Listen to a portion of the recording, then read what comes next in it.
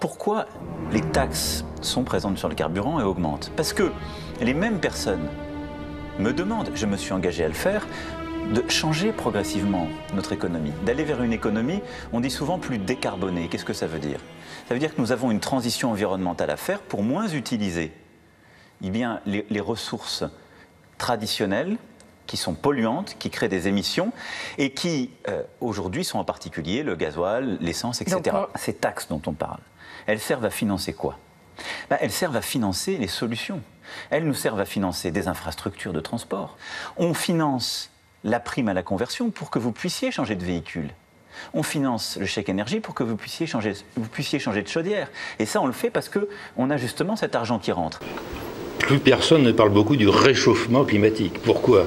Simplement parce que la température de la Terre ne change plus depuis une vingtaine d'années. Donc déjà parler de réchauffement climatique dans ces conditions, en général, on voit que les gens ont tendance à évoluer pour parler du changement climatique. Et là, je suis complètement d'accord. Le climat change tout le temps. Au Moyen-Âge, il y avait une période plus chaude qu'on a appelée l'optimum médiéval. Après, sous le règne de Louis XIV, il y a eu ce qu'on appelait un minimum de Maunder. C'est-à-dire une période, effectivement, et on voit dans les archives de l'époque, il faisait effectivement plus froid. La Seine, la Tamise était gelée. C'était une période froide. Et puis à ce moment-là, on a inventé le thermomètre, à cette époque-là. Et on a le plus ancien thermomètre du monde, qu'on appelle le thermomètre Central England, qui montre qu'effectivement, depuis cette période-là, la température est légèrement montée. On n'envoyait pas de CO2 dans l'atmosphère à ce moment-là. Donc oui, le climat change tout le temps, c'est vrai. Quand on dit fonte de la banquise arctique, je suis d'accord. Mais selon un cycle de 60 ans, car en 1940, en gros dans les années 1940, la banquise fondait également. Entre-temps, on a eu une période un peu plus froide, la banquise s'est reformée. Là, je parle de l'Arctique. En Antarctique, c'est le contraire. La superficie de banquise antarctique, et ça c'est dans le rapport du GIEC, le groupe d'experts intergouvernemental sur l'évolution du climat, et le GIEC montre que la superficie de banquise antarctique, elle, augmente graduellement. C'est Richard Tol qui a publié le fait que si la température montait de 1 degré, on s'en porterait tous beaucoup mieux. Il ne faudrait pas dépasser 1,1 degré, précise-t-il dans sa publication. Quelle est l'influence de ce fameux CO2 que l'on envoie dans l'air en brûlant du pétrole, du charbon, du gaz? Alors déjà, faut peut-être quand même préciser les chiffres. On est passé d'une proportion de 0,03% de CO2 dans l'air au début du siècle dernier à 0,04% aujourd'hui. On a augmenté de 0,01%. Où est le CO2 sur Terre? Il est essentiellement dans les océans. Et puis dans les carbonates, dans les roches. La fraction qu'il y a dans l'air, c'est pas grand-chose. Alors, il est vrai qu'elle a augmenté donc de 0,03 à 0,04%. Il y a deux choses qui sont essentielles. C'est comprendre les changements climatiques naturels. On en est encore au balbutiement de la compréhension. Il y a plusieurs facteurs qui jouent. Le premier, c'est le soleil. Si ça s'est réchauffé depuis le règne de Louis XIV, ben on le sait maintenant, parce qu'on regarde le soleil et des taches solaires et l'évolution des taches solaires. Il n'y avait plus de taches solaires sous le règne de Louis XIV, et puis ça s'est mis à repartir. Actuellement, on est passé par un maximum d'activité solaire durant la deuxième moitié du XXe siècle, mais là, c'est en train de redescendre. Et c'est ce qui explique la baisse des températures? Pour l'instant, c'est encore un effet petit. C'est une des composantes. Il faut des effets amplificateurs pour cela. Mais bon, il y a un certain nombre de publications. Ce que je dis correspond finalement à plus de 2000 publications qui insistent sur la variabilité naturelle du climat ou corrigent à la baisse ce qu'on dit des activités humaines, c'est-à-dire publient des valeurs de sensibilité climatique beaucoup plus basses que celles du GIEC. Alors mon opinion, c'est que c'est un formidable business derrière. Ça a été chiffré par la Banque mondiale à 90 000 milliards de dollars. C'est incroyable ça. Ça veut dire la dette souveraine mondiale aujourd'hui, c'est 60 000 milliards de dollars. Ça veut dire qu'on multiplierait la dette de tous les pays du monde par 2,5. Mais pourquoi? Pour éviter un réchauffement de 0,3 degrés. Mais non, c'est de l'absurdité totale. Le cap fixé par le président, nous allons le tenir. Il le faut. L'objectif fixé au gouvernement par le président de la République, c'est de baisser les prélèvements obligatoires, les impôts, les taxes. C'est de revaloriser. Non, mais ça a commencé cette année, monsieur Delam. C'est la place de la voiture. Que ce soir, vous nous confirmez que la taxe carbone sera bel et bien maintenue? Oui ou non?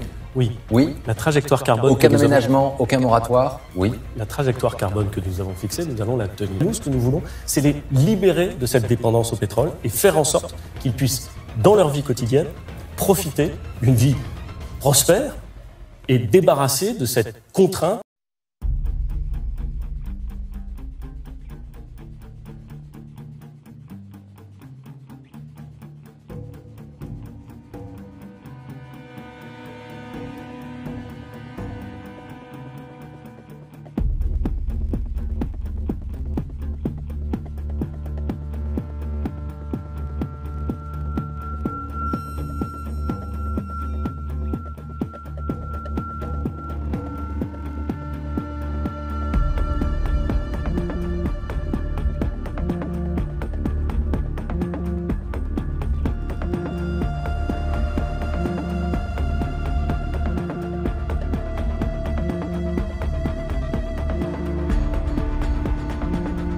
Nous, ce que nous voulons, c'est les libérer de cette dépendance au pétrole. Le cap fixé par le président, nous allons le tenir. Il le faut.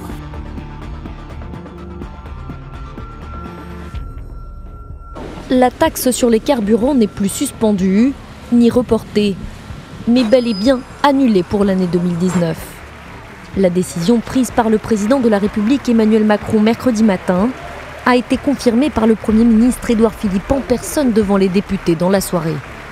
Je dis que le gouvernement est prêt au dialogue avec le soutien de la majorité. Et le gouvernement le démontre, puisque la hausse de cette taxe est désormais abandonnée dans le PLF 2019. Un camouflet pour le Premier ministre qui avait annoncé un simple moratoire la veille. Pendant plus de 5 heures, il a défendu ces mesures pour résoudre la crise actuelle et apaiser la colère des Gilets jaunes. Outre l'abandon de la hausse de la taxe carbone, Édouard Philippe a annoncé le gel des tarifs du gaz et de l'électricité cet hiver et le renoncement à durcir le contrôle technique automobile avant l'été.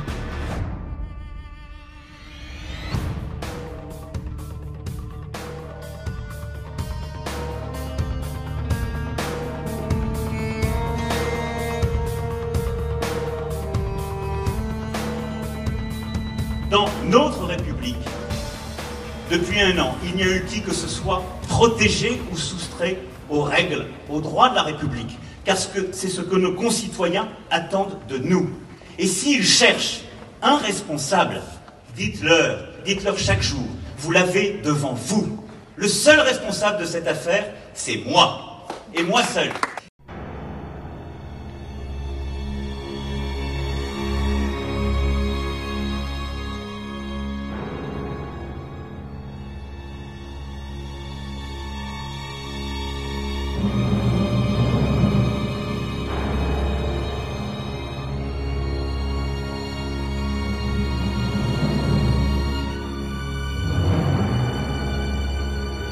Le mouvement a changé de nature et en même temps qu'il rassemblait d'ailleurs de moins en moins de monde. 282 000 personnes décomptées le 17 novembre. Combien sont-ils aujourd'hui en réalité? À peu près 10 000 dans toute la France. 10 000, ce n'est pas le peuple, ce n'est pas la France, c'est une petite minorité. C'est une petite minorité. Ce n'est pas le peuple. Ce n'est pas la France. C'est une petite minorité. À 18h, aujourd'hui en France, dans le cadre des manifestations dites des Gilets jaunes, nous avons comptabilisé à peu près 125 000 manifestants sur l'ensemble du territoire, dont 10 000 pour Paris. C'est un niveau exceptionnel. Un point d'arrêt a été mis à l'escalade de la violence. Elle reste toutefois à un niveau certes contenu, mais totalement inacceptable. Je tiens bien sûr à dire toute ma gratitude aux 120 000 policiers.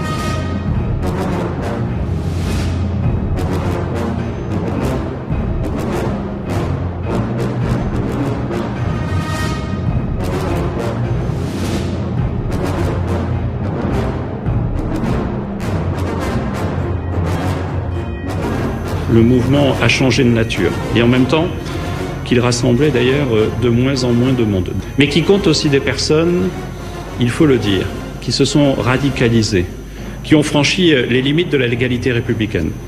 Des personnes qui sont tombées dans la violence et dans la haine. Une haine attisée par les compatriotes qui rêvent de faire vaciller la République. Ce rêve aujourd'hui est rongé par le doute. À nous de savoir si nous voulons le faire vivre ou le laisser mourir. Le premier impératif est simple. Ne soyons pas faibles et ne subissons pas. En effet, nous avons devant nous des grandes menaces, de grands déséquilibres qui bouleversent nos peuples et nourrissent chaque jour leurs inquiétudes. La question qui nous est posée sur chacun d'entre eux, c'est voulons-nous subir, acceptons-nous la règle de l'autre ou la tyrannie des événements, ou faisons-nous le choix de décider pour nous-mêmes?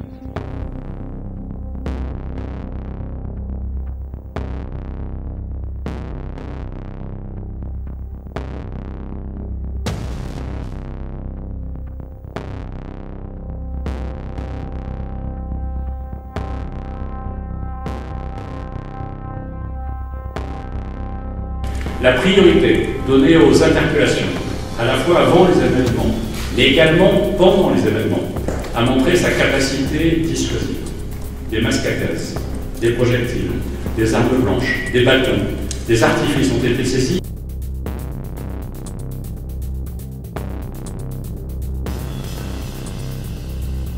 Ce qui manque le plus à l'Europe aujourd'hui, c'est une culture stratégique commune, en proposant une initiative européenne d'intervention. Au début de la prochaine décennie, l'Europe devra ainsi être dotée d'une force commune d'intervention .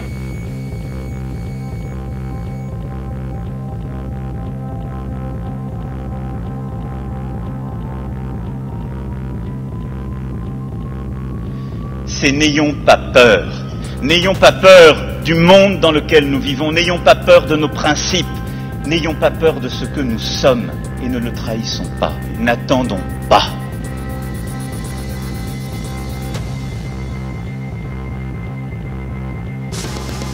Cette sonnette d'alarme, nous l'avons eue avec le Brexit.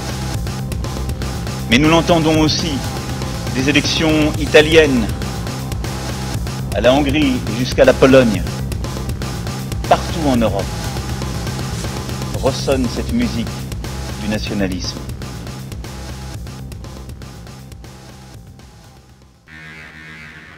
Est-ce que vous êtes en mission? Oui. C'est comme ça que je le vis. Je ne suis pas en train de faire une carrière. J'ai d'ailleurs jamais cherché vraiment à faire une carrière dans ma vie. J'ai poursuivi des objectifs, j'ai cherché à comprendre, à apprendre, à réussir des choses, à mener des combats. Je crois jamais avoir eu le sentiment que je faisais une carrière. Et depuis que je suis rentré dans le champ politique, je vis ça comme une mission. Il y a une dimension de spiritualité? Il y en a une. Et en tout cas, la conviction qu'il existe une transcendance, quelque chose qui dépasse, qui vous dépasse, qui vous a précédé et qui restera. Dans tes rêves, fumier, pas question qu'on finisse comme tous les autres.